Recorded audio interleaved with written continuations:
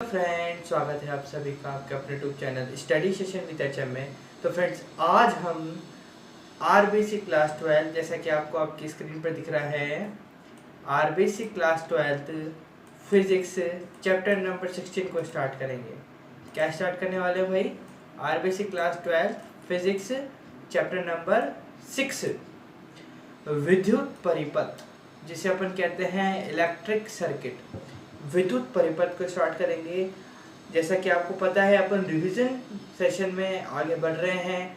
First, second, third, fourth, fifth आदि chapter को अपन ने कंप्लीट करा और आज की जो बारी है चैप्टर नंबर 6 की बारी है। ठीक है, चैप्टर नंबर 6 को स्टार्ट करने से पूर्व मैं आपको ध्यान करवाना चाहूँगा कि अपन चर्चा करेंगे सिर्फ विषय वस्तु पर। ठीक है, डीप नहीं जाएंगे। डीप जाएंगे तो अपना टाइम वेस्ट होगा, इसलिए एक ही वीडियो में पूरे चैप्टर को कंप्लीट करना है। तो कुछ बातों को अपन को छोड़ना पड़ेगा और जो मेन बातें हैं उनको पकड़ना पड़ेगा। ध्यान से समझना मेरी बात को। अब बात करते हैं अपन विद्युत परिपथ के विषय वस्तु पर। तो ध्यान देंगे आप अपनी स्क्रीन पर, विषय वस्तु पर चर्चा करने वाले हैं। विषय वस्तु से तात्पर्य है कि ये जो पाठ है विद्युत परिपथ, इसमें अपन क्या क्या पढ़ेंगे, है ना। मोटे मोटे तौर पर अपन क्या क्या पढ़ने वाले हैं इस चैप्टर में, वो उस पर डिस्कस करेंगे। तो सबसे पहला बिंदु है किरचॉफ के नियम। ठीक है, एक वैज्ञानिक हैं किरचॉफ, उनके नियम पर चर्चा करेंगे। विंडस्टोन सेतु, विंडस्टोन सेतु क्या है, किस काम में आता है, उस पर चर्चा करेंगे। मीटर सेतु, इस पर भी चर्चा करने वाले हैं। विभव मापी सिद्धांत, इस पर भी चर्चा करेंगे। मानकीकरण एवं सुग्राहिता, मानकीकरण क्या होता है ना, और सुग्राहिता क्या होता है, इस पर चर्चा करेंगे। 6 पॉइंट है विभव मापी के अनुप्रयोग।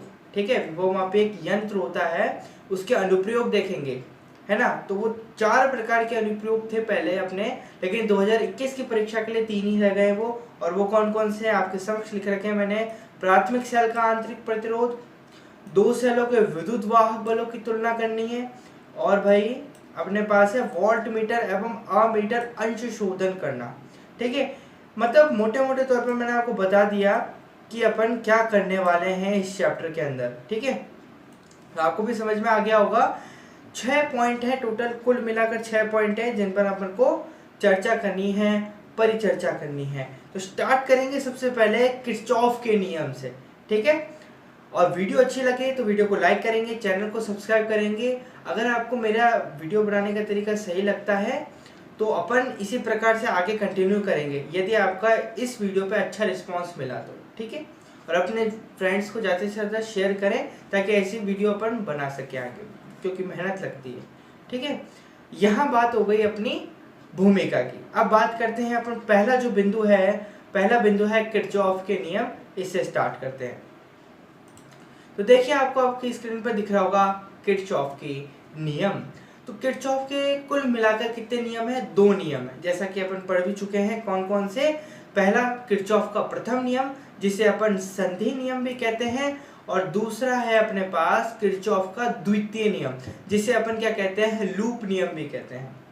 किरचॉफ के नियमों पर जाने से पहले, यानी किरचॉफ के प्रथम नियम द्वितीय नियम को जानने से पहले, पढ़ने से पहले अपन जान लेते हैं थोड़ी भूमिका कि किरचॉफ का जो नियम है, किरचॉफ के जो नियम है उनको समझने के लिए अपन को जो कुछ बातें हैं उनको समझ लेते हैं।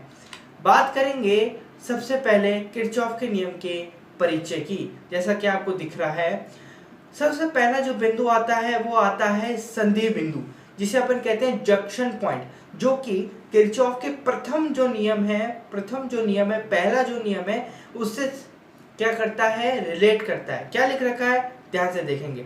विद्युत परिपथ का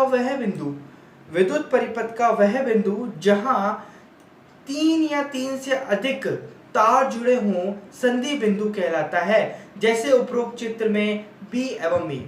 ठीक है, अब यहाँ मैंने एक परिपथ लिया है, एक परिपथ है मेरे पास, ये आपको परिपथ दिख रहा होगा। इसके अंदर यदि मैं संधि बिंदु आपको दर्शाना चाहूं तो वो कौन कौन से होंगे? एक तो बी होगा और एक ई होगा। ध्यान देंगे, एक तो बी होगा अपने पास और एक ई होगा। किस प्रकार से? क्या बोला है हमने? विद्युत परिपथ का वह बिंदु जहां 3 या 3 से अधिक तार जुड़े हों। देखो, एक तार ये जुड़ रहा, एक तार ये जुड़ रहा, एक तार ये जुड़ रहा, ठीक है। तो ये जो बिंदु होगा वो क्या कहलाएगा, संधि बिंदु कहलाएगा, ठीक है।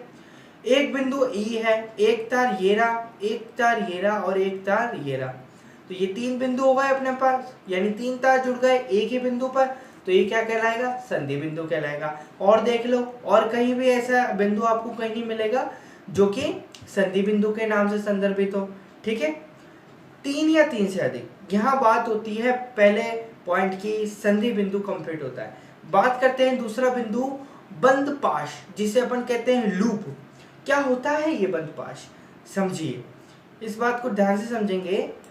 विद्युत परिपथ में धारा का वह बंद, ध्यान से देखेंगे क्या लिख रखा है, विद्युत परिपथ में धारा का वह बंद पथ, धारा का वह बंद पथ जिसमें किसी भी शाखा की पुनरावृत्ति ना हो, बंद पाश या लूप कहलाता है। जैसे यदि इस परिपथ में, यदि जो मेरे पास ये वाला परिपथ दे रखा है, इस परिपथ में यदि मैं कोई बंद पाश या लूप कहूँ, है ना, यदि मैं इसमें लूप देखना चाहूँ तो वो मेरे को दे रखा है A B E F A, B C D E B और A B C D E F A, है ना। जैसे कि यहाँ देखिए, एक मेरे पास जो लूप है वो है ए बी ई एफ, ठीक है। एक है मेरे पास ए बी सी डी ई और एफ, ठीक है। ये बंद लूप या बंद पाश कहलाता है, ठीक है।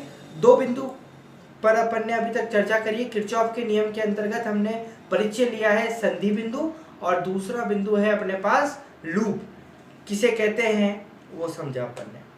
अब बात करते हैं, अपना मेन पॉइंट है किरचॉफ के नियम, उस पर बात करते हैं, अगर आपने इतनी बात समझ ली है तो। नेक्स्ट बिंदु है अपने पास, आपको आपकी स्क्रीन पर दिख रहा होगा, लिख रखा है किरचॉफ का प्रथम नियम या संधि नियम। क्या है ये, समझते हैं।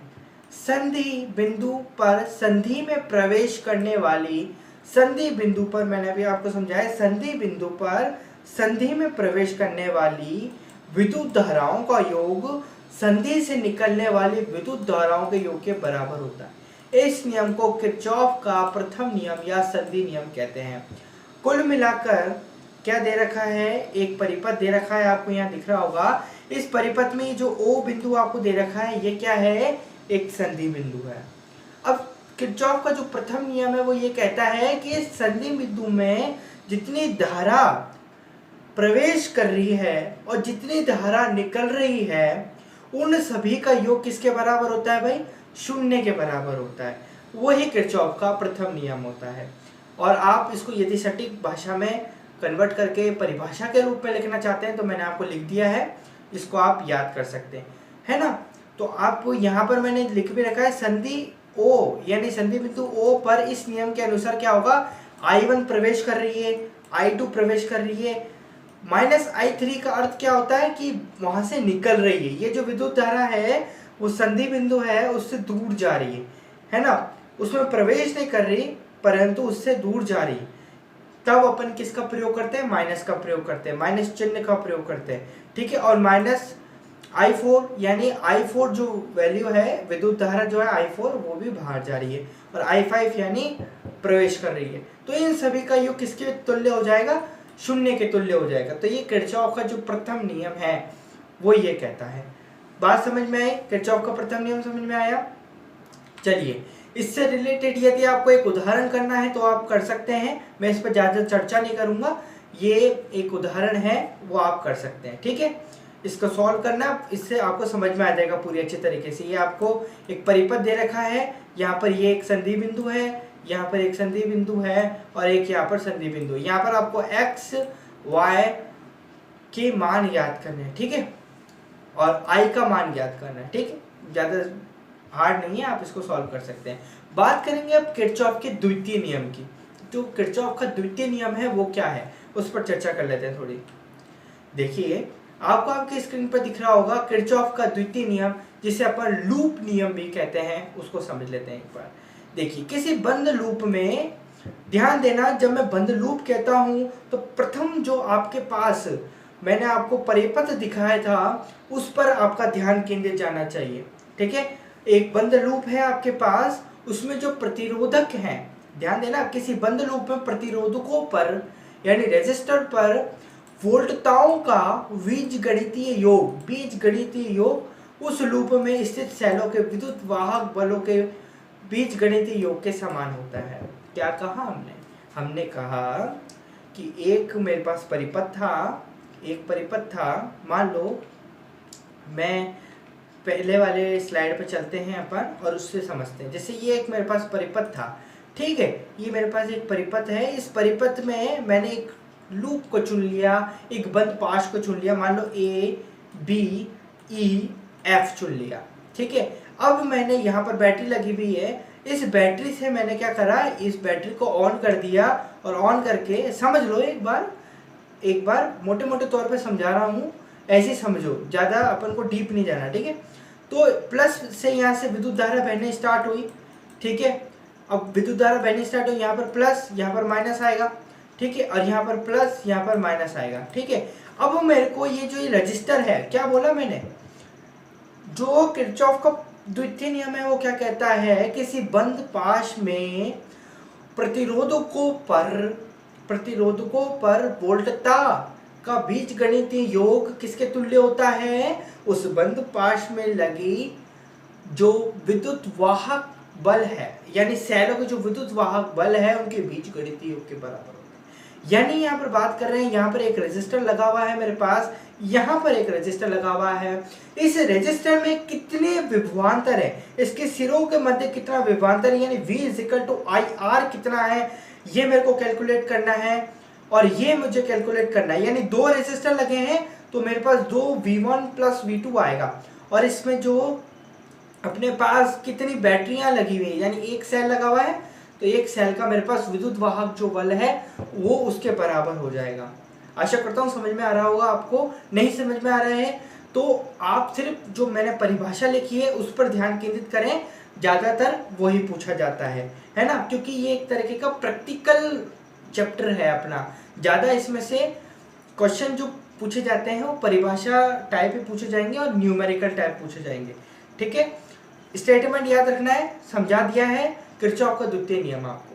आगे बढ़ते हैं, आगे लिख रखा है भाई आपके पास विंडस्टोन सेतु। पहला पॉइंट अपना किरचॉफ का जो नियम था वो कंप्लीट होता है बड़े ही आसान तरीके से। अब द्वितीय जो नियम है वो आपको आपके स्क्रीन पर दिख रहा है, विंडस्टोन सेतु। क्या होता है भाई विंडस्टोन सेतु, और इसका प्रयोग हम किस लिए करते हैं फिजिक्स के अंदर, और फिजिक्स के अंदर भी विद्युत परिपथ के अंदर हम इसका उपयोग किस लिए करते हैं, लिख रखा है, देखते हैं। इंग्लैंड के वैज्ञानिक थे कोई, उनका नाम क्या था,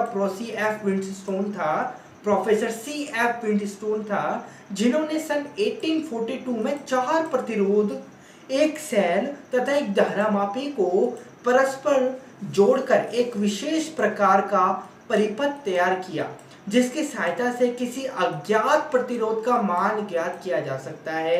इस परिपथ को विंडस्टोन सेतु कहते हैं। क्या कहा हमने, हम बात कर रहे हैं इंग्लैंड के एक वैज्ञानिक हुए प्रोफेसर C.F. विंडस्टोन, जिन्होंने 1842 में क्या करा, 4 प्रतिरोध लिए। कोई से भी उनके मन में जो प्रतिरोध हुए, उन्होंने 4 प्रतिरोध लिए, एक सेल लिया, एक धारामापी लिया और उनको परस्पर जोड़कर एक परिपथ बना दिया। अभी जो उन्होंने परिपथ बनाया, इसकी सहायता से उन्होंने एक अज्ञात प्रतिरोध लिया। एक अज्ञात प्रतिरोध मतलब एक ऐसा प्रतिरोध जिसका जो प्रतिरोध है, जिसका जो प्रतिरोध मान है वो उनको ज्ञात नहीं था। उन्होंने लिया और उसका मान ज्ञात करा, किसकी सहायता से, इस परिपथ की सहायता से जो उन्होंने बनाया। इस परिपथ में सामग्रियां क्या क्या थी, 4 प्रतिरोध, जिनके प्रतिरोध का मान ज्ञात था विंडस्टोन भाई को, ठीक है।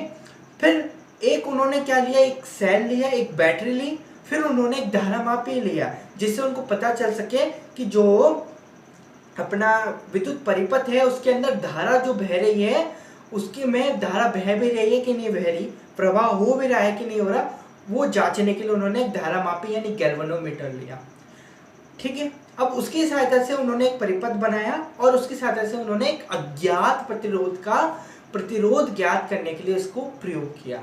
यानी यहाँ पर मोटे मोटे तौर पर मुझे समझ में आ रहा है कि विंडस्टोन सेतु का जो कार्य है वो क्या है, किसी अज्ञात प्रतिरोध का प्रतिरोध ज्ञात करना, प्रतिरोध मान ज्ञात करना। ठीक है, बात क्लियर हुई। चलिए अब यहाँ पर देखिए, मैंने यहाँ पर विंडस्टोन सेतु बना रखा है। विंडस्टोन जो सेतु है उसका जो चित्र है वो इस प्रकार, ठीक है भैया। यहाँ पर मैंने गैल्वेनोमीटर का एक चित्र बना रखा है, वो आपको दिख रहा होगा। इसमें क्या मतलब, विंडस्टोन सेतु का एक चित्र बना रखा है। इसमें क्या दर्शा रखा है, इसमें जो विंडस्टोन सेतु है उसमें अपन ने 4 प्रतिरोध लिए थे, जो P, Q, R और S के द्वारा, मतलब ये 4 प्रतिरोध हैं। एक गैल्वेनोमीटर है अपने पास, और क्या लिया था अपने, एक धारामापी लिया था, एक सेल लिया था। सेल का जोड़ रखा है भाई, सेल ये रहा। ठीक है, ये इस प्रकार, ये एक कुंजी भी ले ली है। ठीक है, इस प्रकार से अपन ने एक परिपथ बनाया और इसके माध्यम से अज्ञात प्रतिरोध ज्ञात करा। अब अज्ञात प्रतिरोध इसमें S है। ठीक है, अब अपन ज्यादा इसकी कार्य प्रणाली पर नहीं जाएंगे, अपन बात करेंगे विंडस्टोन सेतु क्या है। अपन ने समझ लिया परिभाषा क्या किसे कहते हैं, ठीक है, वो समझ लिया हमने। अब अपन समझेंगे कि इसके द्वारा जो अज्ञात प्रतिरोध का मान ज्ञात कैसे होता है, किस सूत्र से होता है। जो मेन सूत्र है वो क्या है, वो आपको लिख रखा है यहाँ पर, S बराबर Q/P/R। अज्ञात प्रतिरोध ज्ञात करने का जो सूत्र है वो ये है, जहां पर S जो है वो क्या है, अज्ञात प्रतिरोध, Q क्या है, जो ज्ञात प्रतिरोध है, P क्या है, जो ज्ञात प्रतिरोध है। ठीक है, और R क्या है, वो भी ज्ञात प्रतिरोध है। इस प्रकार से अपन ज्ञात करते हैं, तुलना होती है इसकी, आपको पता होगा। ये अपना हुआ दूसरा टॉपिक कंप्लीट। अब बात करते हैं अपन मीटर सेतु। मीटर सेतु क्या है, ये किस सिद्धांत पर कार्य करता है, वो उस पर अपन चर्चा करते हैं। मीटर सेतु क्या है, देखिए, मीटर सेतु विंडस्टोन सेतु के सिद्धांत पर आधारित अज्ञात प्रतिरोध का मान ज्ञात करने की 1 मीटर लंबे एक समान अनुप्रस्थ काट के तार से बनी एक प्रायोगिक युक्ति है। बहुत बढ़िया। हम क्या कह रहे हैं, जो मीटर सेतु है वो क्या है, विंडस्टोन जो सेतु है उसी के जो सिद्धांत है उसी पर कार्य करता है। विंडस्टोन सेतु का जो सिद्धांत था वो क्या था, अज्ञात प्रतिरोध का मान ज्ञात करना। उसी प्रकार से जो मीटर सेतु है इसका भी जो सिद्धांत है, इसका भी जो उपयोग है वो भी क्या है भाई, कि एक अज्ञात प्रतिरोध ज्ञात करना है। ठीक है, एक अज्ञात प्रतिरोध का प्रतिरोध मान ज्ञात करना भी इसी का ही सिद्धांत है। एक प्रायोगिक युक्ति है। इसमें क्या होता है, एक लकड़ी का फट्टा होता है, एक लकड़ी के फट्टे पर 2 L आकार के पत्तियां लगी रहती हैं। जैसा कि आपको अभी मैं समझाता हूं, जैसे कि ये एक लकड़ी का फट्टा है पूरा का पूरा। ठीक है, ये एक लकड़ी का फट्टा है, यहाँ पर L प्रकार की 2 पत्तियां लगी हुई हैं। ठीक है, ये तांबे की पत्तियां होती हैं। ठीक है, और ये एक पत्ती यहाँ पर भी लगी हुई है L प्रकार, मतलब यहाँ पर भी एक पत्ती लगी हुई है इस प्रकार रेखानुमा। ठीक है, अब यहाँ पर ये एक तार ले रखा है हमने, जो कि है 1 मीटर लंबा, जैसे यहाँ पर ले रखा है 1 मीटर लंबा। अब आप पूछेंगे सर ये जो तार है वो कितने, मतलब कौन सी धातु का बना होता है, तो ये कांस्टेंटन या अपन कह सकते हैं मैग्नीज धातु का बना होता है ये। ठीक है, तो ये है अपने पास इसका क्या, मीटर सेतु का डायग्राम। ये आप समझ सकते हैं मोटे मोटे तौर पर। मैंने आपको इसकी परिभाषा बता दी है कि ये क्या है मीटर सेतु और किस सिद्धांत पर कार्य करता है। अब यहाँ पर भी जिस प्रकार से विंडस्टोन सेतु से अपन ने अज्ञात प्रतिरोध का जो सूत्र देखा था कैसे ज्ञात करते हैं, उसी प्रकार से मीटर सेतु का भी कोई होगा अज्ञात प्रतिरोध ज्ञात करने का सूत्र। तो वो आपके समक्ष यहाँ लिख रखा है, S बराबर 100 - L और इंटू R। ठीक है, अज्ञात प्रतिरोध ज्ञात करने का जो सूत्र है वो ये दे रखा है आपको। ठीक है, जहां पर 100 - L क्या है, संतुलन लंबाई है। क्या है भाई, संतुलन लंबाई है, जो कि आप जो वो विसर्पी जो कुंजी होती है उसको जब आप लगाएंगे तार पर कहीं पर, जहां पर गैल्वेनोमीटर यानी जो धारामापी है उसकी जो सुई है वो विक्षेप नहीं होती, यानी हिलती नहीं है, 0 पर टिकी होती है, तो वो जो लंबाई होती है वो 100 - L गिनी जाती है। और L जो है वो पूरी जो तार की लंबाई है वो टोटल लंबाई है। ठीक है, चलिए अब आगे बढ़ते हैं अपन। नेक्स्ट जो टॉपिक है मीटर सेतु का वो अपन ने समझ लिया। अब है बेहद इंपॉर्टेंट पॉइंट, विभव मापी सिद्धांत। चौथा पॉइंट है, 6 पॉइंट है अपने टोटल, जिसमें से चौथा पॉइंट अपन कर रहे हैं विभव मापी सिद्धांत। अभी तक अपन ने क्या क्या कंप्लीट कर लिया, किरचॉफ के नियम, वेल्डिसोन सेतु, मीटर सेतु। अब चौथा पॉइंट है विभव मापी सिद्धांत। क्या है भाई विभव मापी सिद्धांत? इसको जानने से पूर्व समझते हैं विभव मापी किसे कहते हैं। विभव मापी क्या होता है, जिसे अपन पोटेंशियोमीटर भी कहते हैं। देखिए विभव मापी है क्या, मोटे मोटे तौर पर समझते हैं। विभव मापी किसी सेल का विद्युत वाहक बल अथवा किसी विद्युत परिपथ में किन्हीं दो बिंदुओं के मध्य विभवांतर मापने की आदर्श प्रायोगिक युक्ति है। ठीक है, क्या कह रहे हैं भाई हम, ये क्या करती है, विद्युत वाहक बल और विभवांतर मापने का काम करती है। अब आप बोलेंगे सर ये काम तो अपना वोल्टमीटर भी करता है। वोल्टमीटर भी हमारा यही काम करता है कि उससे भी क्या ज्ञात करते हैं, विभवांतर ज्ञात करते हैं। तो विभव मापी और वोल्टमीटर, इन दोनों में क्या अंतर है? क्यों हम वोल्टमीटर का उपयोग करते करते सीधे विभव मापी पे जंप कर जाते हैं? वो मोटे मोटा अंतर है, अगली लाइन से आपको स्पष्ट हो जाएगा। अगली लाइन है, यह अविक्षेप की स्थिति में परिपथ से विद्युत धारा का कोई भी अंश ग्रहण किए बिना विभवांतर का शुद्ध मापन कर लेता है। वोल्टमीटर में क्या होता है भाई, वोल्टमीटर को खुद को चलने के लिए कुछ ऊर्जा की आवश्यकता होती है। तो वो क्या करता है, जो बैटरी होती है ना, उससे जो विद्युत धारा प्रवाहित होती है, तो कुछ थोड़ा सा अंश जो वोल्टमीटर होता है वो अपने पास रख लेता है, बाकी रेजिस्टर के पास भेज देता है, और जो युक्ति अपन जोड़ रखे उसके पास जोड़ रखा है। तो अपन जो जिन दो बिंदुओं के मध्य अपन जो विभवांतर ज्ञात करते हैं, तो वो सटीक मान ज्ञात नहीं होता है। जो एक्चुअल मान होना चाहिए ना विभवांतर का, उससे थोड़ा कम प्राप्त होता है। तो इस त्रुटि से बचने के लिए, एग्जैक्ट मान को प्राप्त करने के लिए हम क्या करते हैं, विभव मापी यानी पोटेंशियोमीटर का प्रयोग करते हैं। इसके अंदर क्या होता है भाई, ये एक प्रकार का आदर्श वोल्टमीटर कहलाता है। इसको अपन एक प्रकार का आदर्श वोल्टमीटर भी कहते हैं। ठीक है ना। आदर्श वोल्टमीटर क्या होता है, वह वोल्टमीटर जिसकी जो प्रतिरोध जिसके जो प्रतिरोध का जो मान होता है वो कैसा होता है, अनंत होता है ना। कैसा होता है, अनंत होता है। वो क्या कहलाता है, एक आदर्श वोल्टमीटर। तो इस प्रकार का जो वोल्टमीटर बनाने के लिए तो हम बन नहीं सकता था, इसलिए हम किसका प्रयोग करते हैं, विभव मापी का प्रयोग करते हैं। बात करते हैं, वास्तव में यह एक अनंत प्रतिरोध के वोल्टमीटर की तरह कार्य करता है। बात आ गई वही। ठीक है, अब समझ लेते हैं थोड़ा कि वोल्टमीटर यानी जो विभव मापी पोटेंशियोमीटर है वो दिखता कैसे है। तो इसमें भी क्या होता है, एक लकड़ी का फट्टा होता है आपके पास, जैसे मैं आपको बता देता हूँ। ये एक लकड़ी का फट्टा होता है आपके पास, इसमें 100 मीटर लंबा तार होता है। क्या होता है, 100 मीटर लंबा तार होता है, जैसा कि आपको दिख भी रखा है, 0, 10, 20, 30 और इस प्रकार के 100 मीटर स्केल दे रखी है। 100 मीटर एक लंबा तार होता है आपके पास। उस 100 मीटर लंबे तार को आप 4 खंडों में विभाजित करते हैं। ये मैंने एक लकड़ी का फट्टा लिया, जैसा कि आपको दिखा रखा है। इसमें मैंने 100 मीटर लंबे तार को 1, 2, 3, 4, 5, 6 इस प्रकार से कुंडली नुमा इसको बांध लिया, और इस पर एक विसर्पी कुंजी लगा देते हैं, और इसको अपन परिपथ में इस प्रकार से जोड़ते हैं कि जो अपन को जैसे विद्युत वाहक बल ज्ञात करना है किसी सेल का, तो अपन इसको उसके साथ जोड़ देते हैं। बी बिंदु पर अपन क्या कर देते हैं, उस विद्युत वाहक बल को जोड़ देते हैं। जैसे ये सेल को जोड़ दिया। अब इस सेल का यदि मेरे को क्या करना है, विद्युत वाहक बल ज्ञात करना है, तो मैं कैसे करूंगा, इस दूसरे वाले सिरे से मैं क्या कर दूंगा, विसर्पी कुंजी जोड़ दूंगा, और विसर्पी कुंजी को गैल्वेनोमीटर से जोड़ दूंगा, और गैल्वेनोमीटर से जब जोड़ूंगा तो वो आपको आगे का कार्य प्रणाली पता ही है, मैं ज़्यादा डीप नहीं जाऊंगा। तो यहाँ बात होती है विभव मापी की, कि विभव मापी क्या है। अब बात करते हैं विभव मापी के सिद्धांत की। विभव मापी का सिद्धांत क्या है उस पर चर्चा कर लेते हैं थोड़ी सी। ठीक है, ज़्यादा डीप नहीं जाएंगे। लिख रखा है, विभव मापी की सहायता से किसी अज्ञात विभवांतर या विद्युत वाहक बल का मान ज्ञात करने के लिए उसकी तुलना विभव मापी के तार पर एक समान रूप से वितरित एवं परिवर्तित ज्ञात विभवांतर से करते हैं।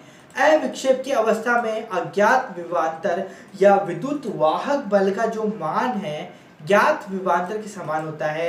यही विभव मापी का सिद्धांत है। क्या कह रहे हैं भाई, मोटे मोटे तौर पर ये समझिए कि विभव मापी जो है पोटेंशियोमीटर है वो किस कार्य में लिया जाता है?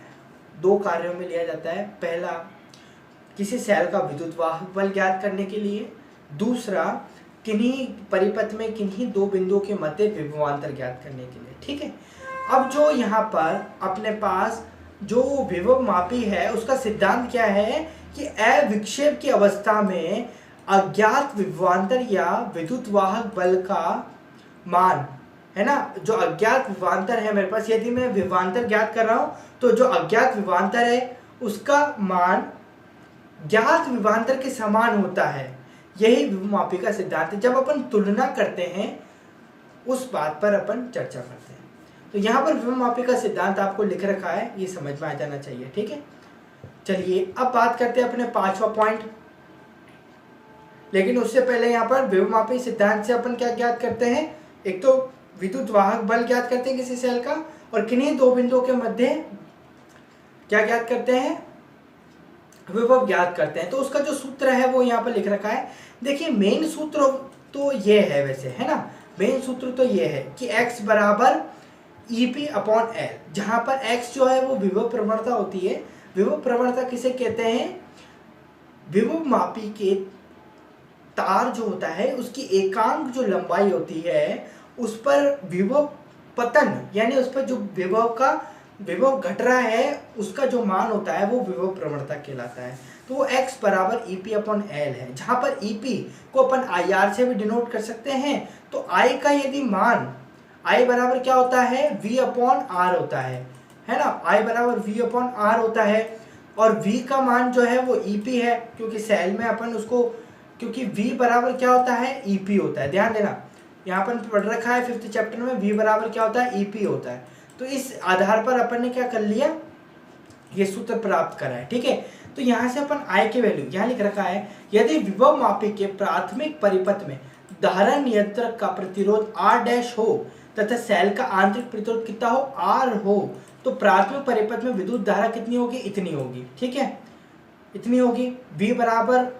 I बराबर V/R होता है, तो V ये ना, और परिपथ में जितने भी प्रतिरोध हैं वो यहाँ लिख दिए। अतः इस वाले समीकरण से अपन समीकरण का मान इसमें रख देंगे तो ये मान अपन को दूसरा मान ज्ञात हो जाएगा। ठीक है, और इस प्रकार से ये जो सूत्र है अपन को ज्ञात हो जाएगा। तो ये मेन आपको जो नोट्स हैं वो तैयार करने हैं, रिवीजन में यही चलता है। ठीक है भाई, तो ये अपना चौथा जो पॉइंट है वो कंप्लीट होता है। अब अपन बढ़ते हैं अपने नेक्स्ट जो पॉइंट है वो है मानकीकरण एवं सुग्राहिता। ध्यान देंगे तो ये जो पांचवा पॉइंट है इसमें दो उप पॉइंट हैं, यानी उप बिंदु हैं। पहला बिंदु है विभव मापी का मानकीकरण। भाई हम मानकीकरण कर रहे हैं तो किसका कर रहे हैं? हम विभव मापी का मानकीकरण कर रहे हैं, जो अभी हम पढ़कर आ चुके हैं। विभव मापी क्या करता है? विद्युत वाहक बल ज्ञात करता है और विभवांतर ज्ञात करने के लिए इस्तेमाल किया जाता है, यानी उपयोग में लिया जाता है। तो उसी के संदर्भ में हम विभव मापी का मानकीकरण देखने वाले हैं और विभव मापी की सुग्राहिता देखने वाले हैं। सबसे पहले समझते हैं विभव मापी का मानकीकरण, कि विभव मापी का जो मानकीकरण है वो क्या होता है। देखिए इसकी परिभाषा लिख रखी है, विभव मापी से किसी अज्ञात सेल का विद्युत वाहक बल ज्ञात करने के लिए विभव प्रवणता का मानक सेल से, विभव प्रवणता का मानक सेल से तुलना कर यथार्थ मान ज्ञात करने की प्रक्रिया विभव मापी का मानकीकरण कहलाती है।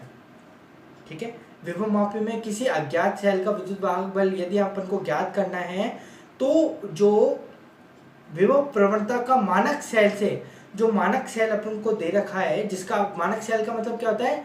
जिसका अपन को मान ज्ञात हो। ठीक है, जिसकी जो विद्युत वाहक जो बल है वो अपन को ज्ञात हो, उसका मान ज्ञात हो। तो विद्युत वाहक बल की जो तुलना है वो अपन कैसे करेंगे? विभव प्रवणता से। इसके माध्यम से अपन जो अपना अज्ञात सेल का जो विद्युत वाहक बल है, यथार्थ जो सेल का विद्युत वाहक बल है वो ज्ञात करते हैं। इसका जो सूत्र है वो सिंपल सा ये हो जाएगा, क्या हो जाएगा भाई? मानक सेल का ये जो सूत्र है x बराबर ES/L0, जहां पर ES जो है वो मानक विद्युत वाहक बल है और L0 जो है वो क्या है? वह लंबाई जहां विसर्पी कुंजी को दबाने पर धारा मापी में विक्षेप 0 प्राप्त होता है। ठीक है, ये हुआ अपने पास मानकीकरण का टॉपिक। बात करेंगे विभव मापी की सुग्राहिता, है ना। तो सुग्राहिता के विषय में बात करते हैं। तो यहाँ पे लिख रखा है विभव मापी की सुग्राहिता से तात्पर्य किसी अल्प विद्युत वाहक बल की, ध्यान देना, अल्प विद्युत वाहक बल की, यानी बहुत छोटा विद्युत वाहक बल। एक तो मानकीकरण में अपन ने यथार्थ देखा कि भाई जैसा का तैसा, यथार्थ मतलब होता है एज इट इज जो मान होता है विद्युत वाहक बल का, वो देखा। लेकिन जब अपन सुग्राहिता में देखते हैं तो उसकी शुद्धता देखते हैं, उसकी क्षमता देखते हैं कि उसकी क्षमता कितनी है, कि वो कितना छोटा इकाई तक जा सकता है, कितना नीचे गिरकर, यानी एक कितनी छोटी उससे माप सकते हैं। तो लिख रखा है विभव मापी की सुग्राहिता से तात्पर्य किसी अल्प विद्युत वाहक बल या विभवांतर के मान को भी विभव मापी द्वारा, किसके द्वारा, विभव मापी द्वारा यथार्थता से मापन करने की जो क्षमता होती है वो क्या कहलाती है भाई, विभव मापी की सुग्राहिता कहलाती है। इसमें दो उप बिंदु आते हैं, मतलब छोटे से दो बिंदु हैं, वो देख लेते हैं। लिख रखा है विभव मापी की सुग्राहिता, जो विभव मापी की सुग्राहिता होती है ना, उसके तार की एकांक लंबाई पर विभव पतन अर्थात विभव प्रवणता पर निर्भर करती है। यानी मोटे मोटे तौर पर जो विभव मापी की जो सुग्राहिता होती है वो विभव प्रवणता पर निर्भर करती है। यानी विभव प्रवणता बढ़ेगी तो सुग्राहिता घटेगी, यदि सुग्राहिता बढ़ेगी तो विभव प्रवणता घटेगी, है ना, ये बात। तो चलिए यहाँ पर लिख भी रखा है जितना कम विभव प्रवणता का मान होगा विभव मापी की सुग्राहिता उतनी ही अधिक होगी, यानी समानुपाती की बात है। बात कर ली हमने पांचवें बिंदु की, मानकीकरण एवं सुग्राहिता की। अब जो लास्ट बिंदु है वो क्या है उसको समझ लेते हैं। वो है विभव मापी के अनुप्रयोग। विभव मापी के अनुप्रयोग मोटे मोटे तौर पर मैंने आपको बताया था 4 होते हैं, जिसमें से अपन को 3 ही पढ़ने हैं। तो वो 3 में अपन डीप नहीं जाएंगे, सिर्फ इसके क्या देखेंगे, सूत्र देखेंगे। सूत्र देखकर इस वीडियो को अपन लेक्चर को खत्म करेंगे। लिख रखा है विभव मापी के अनुप्रयोग, यानी भाई विभव मापी का उपयोग किस किस में किया जाता है। अपन ने मोटे मोटे तौर पर पहले समझा कि विभव मापी का जो प्रयोग है, उपयोग है, इस्तेमाल है, वो किसी सेल का विद्युत वाहक बल ज्ञात करने के लिए किया जाता है, और दूसरा किस लिए किया जाता है, दो बिंदुओं के मध्य विभवांतर ज्ञात करने के लिए किया जाता है। इसके अलावा भी कोई अनुप्रयोग है क्या, और है तो हमें बताइए। पहला अनुप्रयोग है प्राथमिक सेल का आंतरिक प्रतिरोध भी ज्ञात कर सकते हैं अपन। विभव मापी की सहायता से, पोटेंशियोमीटर की सहायता से अपन किसी प्राथमिक सेल का आंतरिक प्रतिरोध भी ज्ञात कर सकते हैं, यानी स्मॉल आर भी ज्ञात कर सकते हैं। दो सेलों के विद्युत वाहक बलों की तुलना भी कर सकते हैं, इससे अपन और भी ज्ञात कर सकते हैं। वोल्टमीटर एवं अमीटर का अंश शोधन भी कर सकते हैं। ठीक है, तो ये 3 बिंदु है। पहले बिंदु पर चर्चा करते हैं प्राथमिक सेल का आंतरिक प्रतिरोध। तो जैसा कि आपको आपकी स्क्रीन पर दिख रहा होगा, लिखा है प्राथमिक सेल का आंतरिक प्रतिरोध। तो प्राथमिक सेल का आंतरिक प्रतिरोध विभव मापी की सहायता से कैसे ज्ञात होता है, उसका सूत्र आपको दे रखा है, R बराबर L1 minus L2 upon L2 गुणा R। तो यहाँ पर L1 क्या है, L2 क्या है, R क्या है, स्मॉल r क्या है, वो सब आपको दे रखा है। यहाँ पर बताने की, चर्चा करने की आवश्यकता नहीं है। तो यहाँ पर प्राथमिक सेल का जो आंतरिक प्रतिरोध है वो कंप्लीट होता है। बात करेंगे दूसरा बिंदु जो है वो है भाई दो सेलों के विद्युत वाहक बलों की तुलना। दो सेल है मेरे पास, उनके विद्युत वाहक बलों की तुलना करूंगा मैं। तो करा, एक सेल मेरे पास E1 था, एक सेल मेरे पास E2 था, मैंने तुलना कर दी, और उससे मेरे पास जो तुलना करने के बाद जो मेरे पास अंतिम परिणाम आया, रिजल्ट आया, वो ये आपके समक्ष लिख रखा है। मैंने ये लिख रखा है, अर्थात सेलों के विद्युत वाहक बलों का अनुपात उनके लिए संतुलित लंबाइयों के अनुपात के समान होता है। ये जो रिजल्ट आया मेरे पास, ठीक है, ये दूसरा बिंदु था। अब सबसे मेन जो बिंदु होता है, जिसमें से बोर्ड एग्जाम में कभी कभी उसका वक्र पूछ लिया जाता है, कभी कभी उनकी सीधे डायरेक्ट परिभाषा पूछ ली जाती है। क्या है भाई, वो है आपकी स्क्रीन पर आपको दिख रहा होगा, वोल्ट मीटर एवं अमीटर का अंश शोधन करना। सर ये अंश शोधन करने का अर्थ क्या होता है, लिख रखा है यहाँ पर 2 बातें हैं, वोल्ट मीटर का अंश शोधन करना और दूसरा अमीटर का अंश शोधन करना। वोल्ट मीटर के माध्यम से किन्हीं विद्युत परिपथ में किन्हीं 2 बिंदुओं के मध्य विभवांतर ज्ञात होता है, और दूसरा जो है अमीटर अंश शोधन, अमीटर का उपयोग हम विद्युत धारा का जो वैल्यू होती है वो ज्ञात करने के लिए होता है। जिसे अपन एम्पियर में कहते हैं, है ना, कि परिपथ में कितने एम्पियर की धारा बह रही है वो ज्ञात करने के लिए होता है। तो भाई यहाँ पर विभवमापी के अनुप्रयोग में ये दोनों बातें कहाँ से आ गई, देखें तो वोल्टमीटर अंशशोधन करने में देखते हैं इसका क्या भागीदारी है। लिखा है वोल्टमीटर द्वारा प्राप्त त्रुटिपूर्ण प्रेक्षणों की जांच। हमने देखा था वोल्टमीटर से हम क्या करते हैं, जब विभवांतर ज्ञात करते हैं तो क्या होता है, उसमें कुछ त्रुटियां होती हैं। तो वो जो त्रुटिपूर्ण मान है ना, लिख रखा है वोल्टमीटर द्वारा प्राप्त त्रुटिपूर्ण प्रेक्षणों की जांच विभवमापी द्वारा प्राप्त सही प्रेक्षणों से करना वोल्टमीटर का अंशशोधन कहलाता है। बहुत बढ़िया, सिंपल सी परिभाषा है, इसमें ज़्यादा डीप जाने की आवश्यकता नहीं है। तुलना करनी है, क्या किसकी तुलना करनी है, हमने वोल्टमीटर लिया, वोल्टमीटर से हमने कोई विद्युत परिपथ था मेरे पास, उसमें किन्हीं दो बिंदु के मध्य मैंने विभवांतर ज्ञात करा। मेरे पास एक मान आया जो कि मुझे पता है कि वो त्रुटिपूर्ण मान है ना, वो जो एक्चुअल मान होना चाहिए उससे थोड़ा कम है, मैंने वो मान लिया, ठीक है, वो मान लिया। और दूसरा मान मैंने उसी विद्युत परिपथ में उन्हीं दो बिंदुओं के मध्य मैंने विभवमापी जोड़ा और वहां से मैंने विभवांतर कैलकुलेट करा। वहां से जो मेरे पास कैलकुलेट करके जो मान आया उसकी तुलना मैंने जो मेरे पास वोल्टमीटर था उससे कर दी। अब वो जो मैंने कर दी तो ये जो प्रोसेस पूरा होता है वो वोल्टमीटर अंशशोधन करना कहलाता है। बात क्लियर? चलिए अब पूछ लिया जाता है कभी कभी कि वोल्टमीटर का अंशशोधन वक्र जो है वो ड्रॉ कर दीजिए, तो ड्रॉ कर देंगे, ये लिख रखा है आपको, ठीक है। अंशशोधन वक्र आप इस प्रकार से लिख सकते हैं, ठीक है। बात करेंगे एमीटर अंशशोधन करना।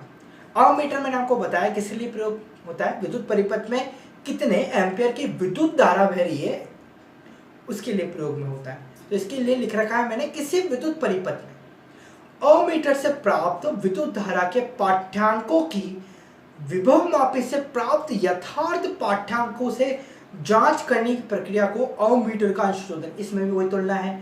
क्या कह रहे हैं, किसी विद्युत परिपथ में एमीटर से प्राप्त जो विद्युत धारा के पाठ्यांक होते हैं उसकी तुलना विभवमापी से प्राप्त यथार्थ यानी एज इट इज पाठ्यांकों से जांच करना क्या कहलाता है, एमीटर का अंशशोधन। और उसका जो अंशशोधन वक्र है वो भी आपको यहाँ पर दे रखा है, वो आप देख सकते हैं स्क्रीन पर। तो आज के वीडियो में इतना ही। अपन ने पूरा जो चैप्टर है, चैप्टर नंबर 6 बिंदु 1 से लगाकर बिंदु लास्ट तक अपन ने पूरा कंप्लीट करा। यदि वीडियो अच्छी लगी हो तो वीडियो को लाइक करें, चैनल को सब्सक्राइब करें और अपने सभी मित्रों के साथ इस वीडियो को शेयर करें। और यदि मुझे अच्छा रिस्पॉन्स आया तो मैं इसी प्रकार की जो वीडियो हैं और भी लाऊंगा। चैप्टर नंबर 7 भी अभी बाकी है, अभी तो पूरी बुक बाकी है, ठीक है। धन्यवाद एंड गॉड ब्लेस यू।